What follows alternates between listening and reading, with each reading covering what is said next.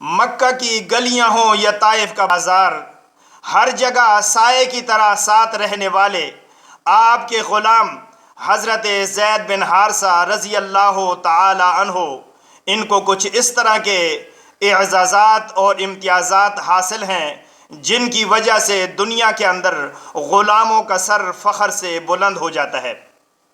سرور دو عالم صلی اللہ علیہ وآلہ وسلم نے جب نبوت کا اعلان فرمایا اور لوگوں کے سامنے اسلام کی دعوت پیش کی، تو سب سے پہلے جنہوں نے اس دعوت حق پر لبیک کہا ان میں حضرت زید بن حارثہ رضی اللہ تعالی عنہ صف اول میں شامل ہیں کہ غلاموں میں سب سے پہلے مسلمان حضرت زید بن حارثہ رضی اللہ تعالی عنہ ہوئے۔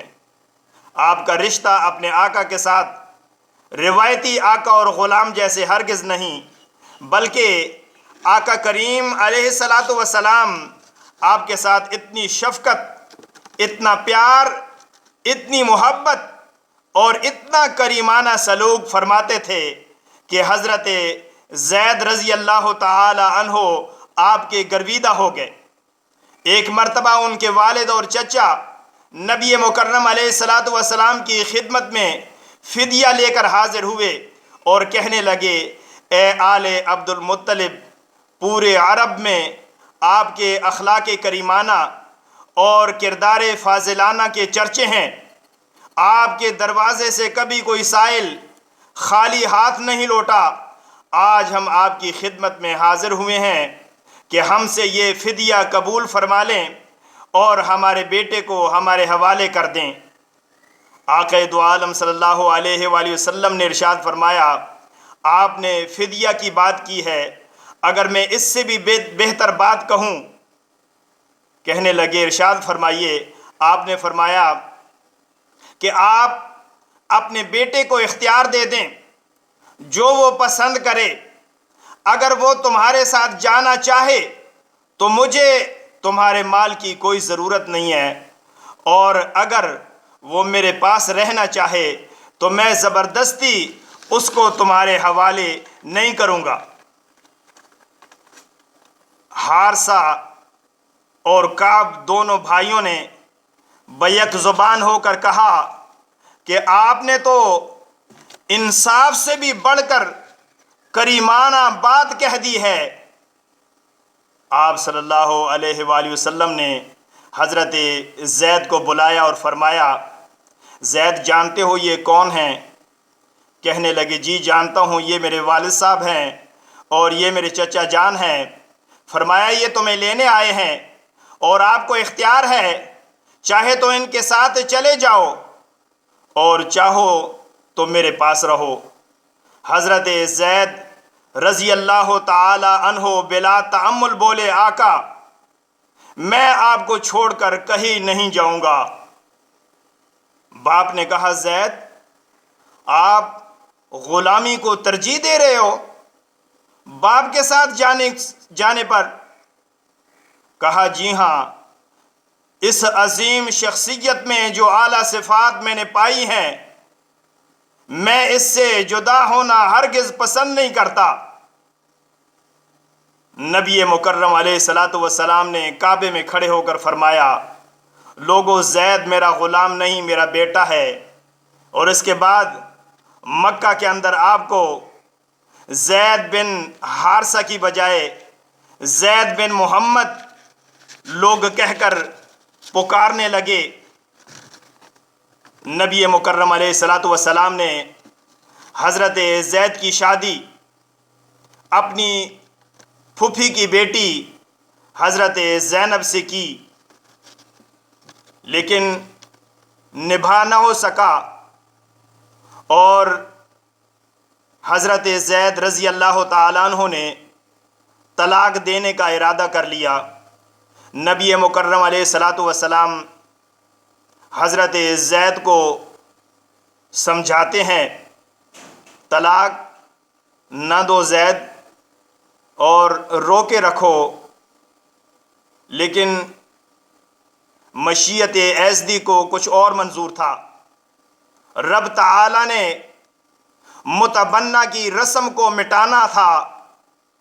جو اہل عرب میں منہ بولا بیٹا بن جاتا اس کو حقیقی بیٹے کے حقوق حاصل ہوتے تھے۔ اللہ رب العزت نے حکم دیا کہ ادعوا لآبائہم هو اقسط عند اللہ، منہ بولے بیٹوں کو ان کے حقیقی باپوں کی نسبت سے بلایا کرو۔ تو پھر حضرت زید کو زید بن محمد کی بجائے زید بن حارثہ کہا جانے لگا۔ پھر حضرت زید رضی اللہ تعالی عنہ نے اپنی بیوی زینب کو طلاق دے دی۔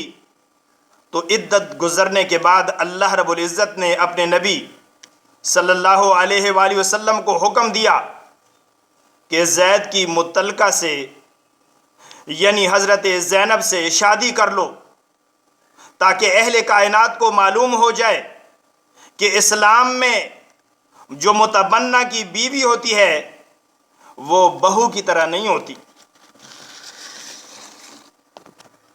اس موقع پر اللہ رب العزت نے قرآن مجید میں حضرت زید بن حارثہ رضی اللہ تعالی عنہ کا نام لیا، اور یہ قرآن مجید کے اندر ان کا نام یہ بڑا اعزاز، بڑی فضیلت اور بڑا شرف ہے جو کسی اور کے حصے میں نہیں آیا۔ واحد صحابی ہیں کہ جن کا نام قرآن مجید میں ذکر ہے۔ نبی کریم صلی اللہ علیہ وآلہ وسلم کے ہاں حضرت زید بن حارثہ رضی اللہ تعالی عنہ کی بہت زیادہ قدر و قیمت تھی، بہت زیادہ اہمیت تھی۔ جنگ موطا کے موقع پر آپ صلی اللہ علیہ وآلہ وسلم نے خود اپنے ہاتھوں سے سفید رنگ کا جھنڈا تیار کیا اور حضرت زید رضی اللہ تعالی عنہ کو پکڑا کر فرمایا، لوگو یہ تمہارے سپہ سالار ہیں۔ حالانکہ اس لشکر کے اندر کئی جید لوگ موجود تھے، لیکن نبی مکرم علیہ الصلوۃ والسلام نے ان سب پر حضرت زید کو ترجیح دی۔ ذہانت، فطانت، سیادت اور قیادت کے جو جوہر ان کے اندر موجود تھے، سرور دو عالم صلی اللہ علیہ وآلہ وسلم ان سے واقف تھے۔ فرمایا اگر زید بن حارثہ رضی اللہ تعالی عنہ جام شہادت نوش کر جائیں تو پھر ان کے بعد حضرت علی کے بھائی جعفر بن ابی طالب رضی اللہ تعالی عنہ تمہارے سپہ سالار ہیں، اور اگر وہ بھی شہید ہو جائیں تو جھنڈا عبداللہ بن رواحہ رضی اللہ تعالی عنہ کے ہاتھ میں دے دینا، وہ تمہارے سپہ سالار ہوں گے۔ جب حضرت زید رضی اللہ تعالی عنہ نے فوج کی کمان سنبھالی، علم اٹھایا، لشکر کے اندر 3000 لوگ شامل ہیں جن کی قیادت حضرت زید رضی اللہ تعالی عنہ کو سونپ دی گئی ہے۔ حضرت زید رضی اللہ تعالی عنہ میدان جنگ کے اندر اترے اور اس بے جگری سے لڑے کہ تاریخ انسانی میں اسلامی شہبازوں کے علاوہ اس کی نظیر کہیں نہیں ملتی۔ اس جواں مردی سے لڑے کہ لڑتے لڑتے دشمنوں کی تیروں سے سارا جسم چھلنی ہو گیا اور پھر جام شہادت نوش فرما گئے، اور ان کے بعد علم آیا حضرت جعفر بن ابی طالب رضی اللہ تعالی عنہ کے ہاتھ میں، وہ بھی شہید ہو گئے۔